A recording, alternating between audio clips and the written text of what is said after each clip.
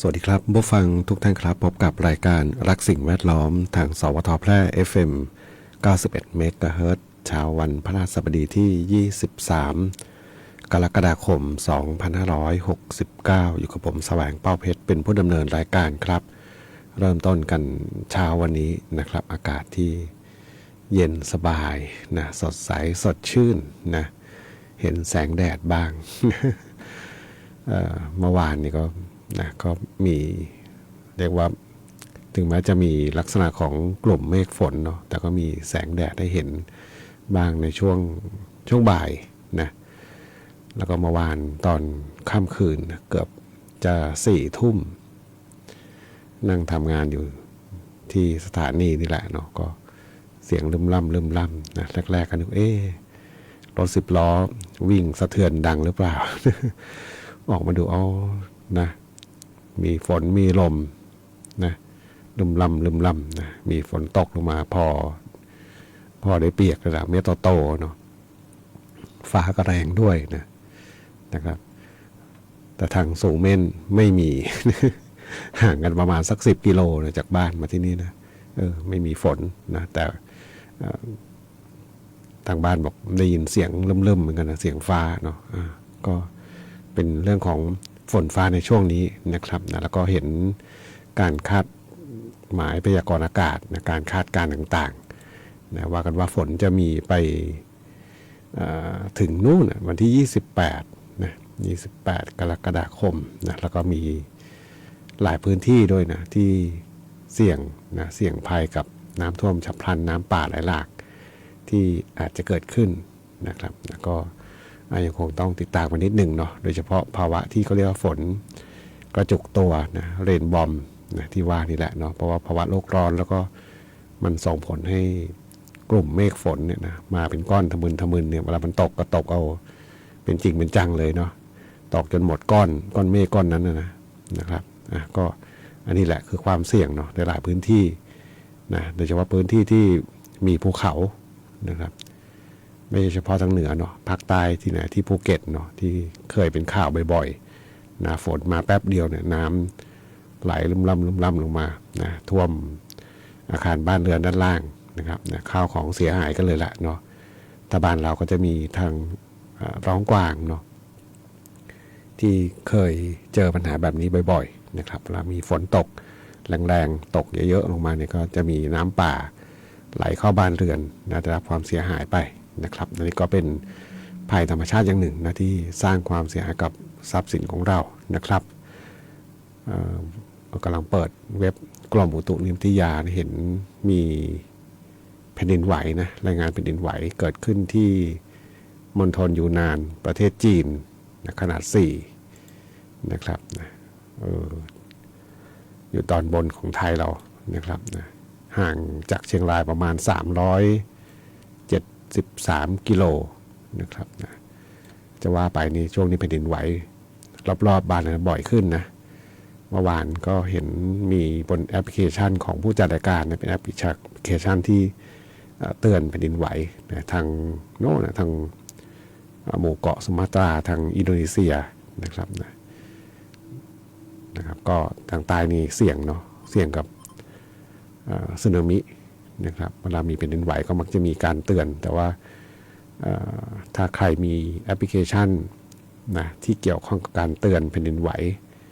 มันก็จะเตือนขึ้นมานะเรากดดูได้เนาะในนี้ก็คือแจ้งเตือนที่ค่อนข้างที่จะรวดเร็วนะครับนะก็แผ่นดินไหวรอบๆบ้านเรานี่บ่อยขึ้นนะอาจจะเกิดจากภาวะการปรับตัวเนาะนะครับนะบางพื้นที่ไม่มีเครื่องมือใดจะบอกได้เลยว่าจะมีแผ่นดินไหวเกิดขึ้นเวลาไหนนะครับ ก็เป็นภัยธรรมชาติที่ยังถือว่ายังเดินนำหน้ามนุษย์เราไปอีกตลอดนะครับวันนี้พบกันเช่นเคยกับช่วงเวลาของรายการรักสิ่งแวดล้อมท่านผู้ฟังที่ติดตามรับฟังอยู่ครับในบทเพลงเพื่อชีวิตอยากจะฟังเพลงไหนอย่างไรก็สามารถที่จะแนะนำได้ครับทางโทรศัพท์054-523-516ครับแฟนเพจก็พิมพ์คอมเมนต์ไว้ได้กับช่วงเวลาของรายการรักสิ่งแวดล้อมครับ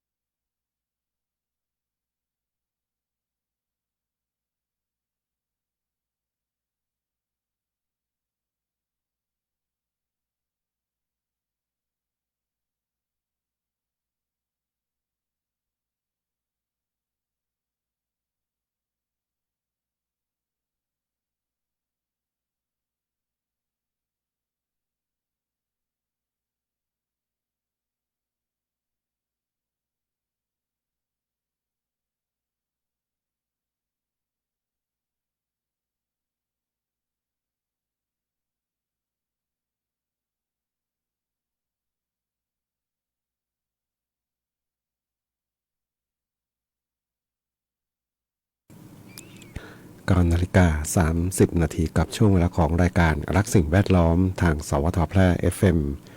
91 เมกะเฮิรตซ์ครับนะซึ่งคุณผู้ฟังนั้นสามารถที่จะติดตามรับฟังได้ทุกวันจันทร์จนถึงวันศุกร์ครับหลังจากรับฟังข่าว 9 นาฬิกาถึงเวลา 10 นาฬิกาครับนะยังคงมีเพลงเพื่อชีวิตเปิดให้กับท่านผู้ฟังรับฟังกันเป็นความสุขกันในช่วงเช้าๆแบบนี้นะครับวันนี้เปิดดูข่าวสารต่างๆนะเห็นบางข่าวก็เป็นเรื่องของคลื่นความร้อนนะทางยุโรปเนาะบอกร้อนมากเนาะคืออุณหภูมิระดับถึง40องศาเซนเซียสเนี่ยถ้าเป็นบ้านเราก็บอกอย่างก็ร้อนแหละนะไม่ใช่ไม่ร้อนเนาะแต่ว่าบ้านเราเนี่ยมันเขตเมืองที่อยู่ทางโซนร้อนเนาะใกล้เส้นศูนย์สูตรแต่ว่า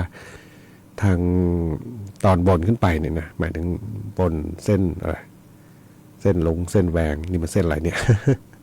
เส้นแหวงหรือเปล่านะนะขยับเข้าไปใกล้ขั้วโลกเหนือเนี่ยจะเย็นเนาะฉะนั้นประเทศที่อยู่กระถัดขึ้นไปเนี่ยจะมีอุณหภูมิที่เย็นกว่าไทยเช่นเดียวกันนะโซนยุโรปก็อยู่ตอนเหนือขึ้นไปเนาะโดยปกติเขาจะเย็นนะเป็นเมืองที่ค่อนข้างทางอากาศเย็นอากาศดีหมายถึงถ้าเทียบกับเรานะก็จะเย็นกว่าเราแต่ว่าปีนี้เนี่ยนะมันมีคลื่นความร้อนที่ผิดปกติเกิดขึ้นนะเมื่อสักครู่ก็อ่าน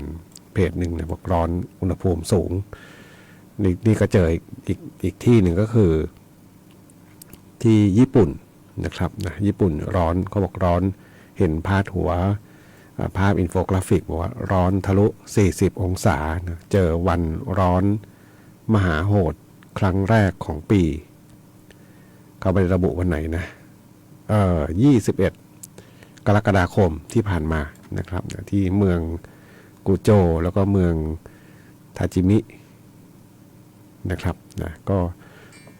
เรามีเมืองอะไรเนี่ย เมืองโตโยตะนะครับนะบอกอุณหภูมิเนี่ยเกิน40องศาเซนเซียสนะครับเห็นไหมญี่ปุ่นนี่อยู่ถือว่าอยู่ในเขตที่อากาศเย็นเลยนะมีหิมะเลยแต่ว่าทำไมอุณหภูมิสูงมาถึงเกิน40องศาเซนเซียสนะครับนะอันนี้ก็คืออากาศร้อนนะแล้วก็มีตัวเลขเสียชีวิตนะตัวเลขเสียชีวิตจากอากาศร้อนที่ญี่ปุ่นเนี่ยนะเขาบอกเกิดขึ้นหลักพันนะก่อนหน้านี้ในปี 2024 มีจำนวนผู้เสียชีวิตด้วยโรคลมแดดทะลุ 2,000 รายเป็นครั้งแรกนะครับนะแล้วก็กว่า100,000 คนเนี่ยถูกนำส่งโรงพยาบาลในช่วงพฤษภาคมปลายกันยายนในปีที่ผ่านมานะครับอุณหภูมิสูงนะก็เข้าใจว่าน่าจะเกิดจากภาวะโลกร้อนนี่แหละเนาะหลายๆเมืองก็เริ่มมีสถิติที่มันอุณหภูมิที่ขยับสูงขึ้นนะครับบางคนก็บอกก็อย่างนั้นแหละเนาะ แต่ว่าบางทีมันเวลามันเกิดอะไรบางอย่างภัยธรรมชาติบางอย่างเนี่ยมันก็ไม่ธรรมดานะครับนะที่ชัดเจนเขาบอกว่าบ้านเราเนี่ยจะต้องเจอก็คือฝนที่เป็นลักษณะเรนบอมบ่อยขึ้นลมพายุที่แรงขึ้นนะลมที่แรงขึ้น